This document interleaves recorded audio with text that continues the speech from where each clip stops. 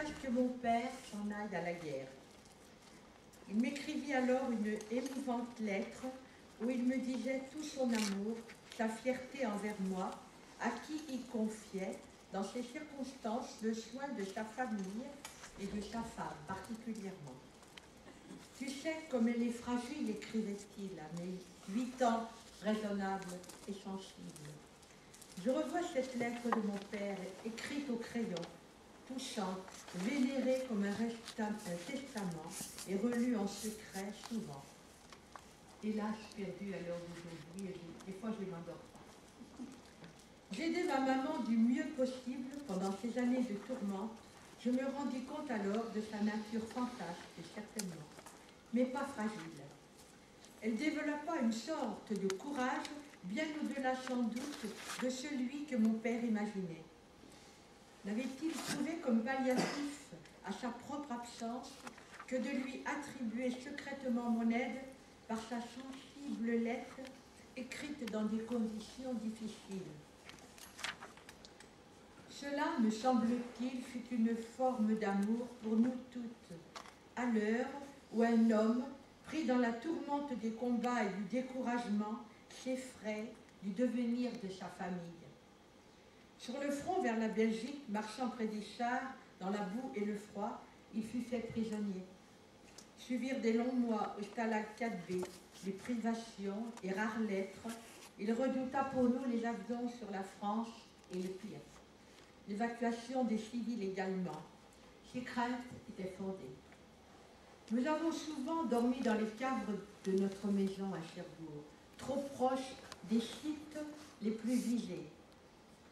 Quand la DCA tonnait, quand les avions tuaient puis s'écrasaient parfois sous nos yeux, ce port militaire, base de sous-marins et d'hydravions de combat, qui plus loin sur la mer ressemblait à d'élégants moustiques dont l'allure irréelle me plaisait malgré tout. L'arsenal géant qui produisait tous les produits de guerre jouxtait notre logement situé près des douves du fort vers l'école militaire, là où paradaient les fiers officiers allemands.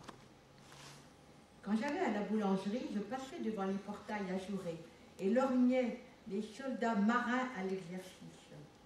Je revois encore leur couvre-chef où flottaient 2 pans de ruban noir sur des nuques rigides. Je longeais ensuite le mur haut, si froid, couronné de tessons de verre destinés à empêcher tout franchissement. Mais je me souviens surtout des combats d'avions au-dessus de nos têtes et de leurs esquives. Fulgurantes montées en flèche, piquets savants ou dernières vrilles aux meurtriers panaches noirs, puis rouge-feu avant leur plongée dans la mer. Dans les bocages, l'éclatement en feu d'artifice, ou bien l'élégante descente d'un parachutiste pour lequel nos prières se faisaient savantes.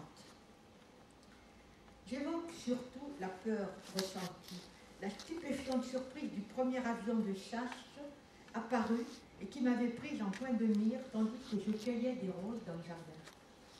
Nanti d'une paire de ciseaux dressés sur la pointe des pieds, je m'agrippais à un rameau du grand rosier qui oscillait.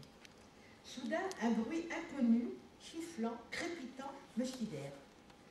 Une maléfique masse grise, affûtée, rapide, glissant à 3 mètres au-dessus des plantes, surgit droit sur moi en mitraillant.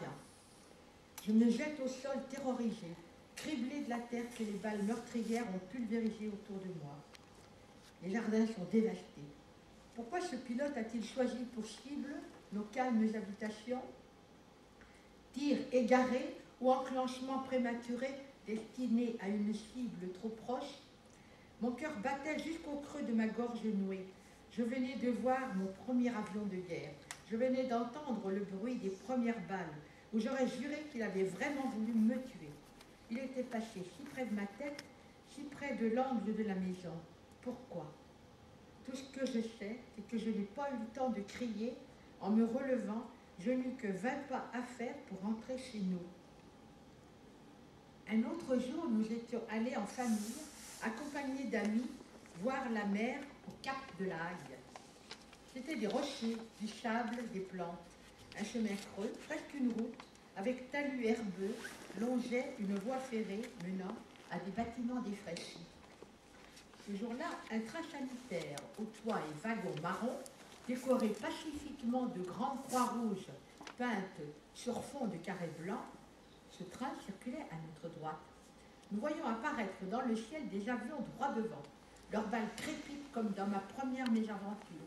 Nous nous jetons au sol sur la gauche, mais un avion chasseur, à la vivacité connue, fait demi-tour, dirigeant son tir sur nous. Pauvres marionnettes, tentant d'échapper à ce tueur, nous nous jetons alternativement d'un bord à l'autre du chemin. L'aviateur a-t-il pris notre groupe pour des soldats allemands? Ma petite sœur eut des grains de sable incrustés dans sa joue saignante. Cependant, pas d'autres blessures graves pour nous toutes, juste quelques égratignures. On apprendra plus tard que le train sanitaire était un train déguisé. 2 wagons sont endommagés, la terre fume et des soldats courent au loin. Plus d'avions menaçants sur nos têtes, vite, nous rentrons à Cherbourg. Ma grand-mère Eugénie nous dorlota pour conjurer nos angoisses de guerre.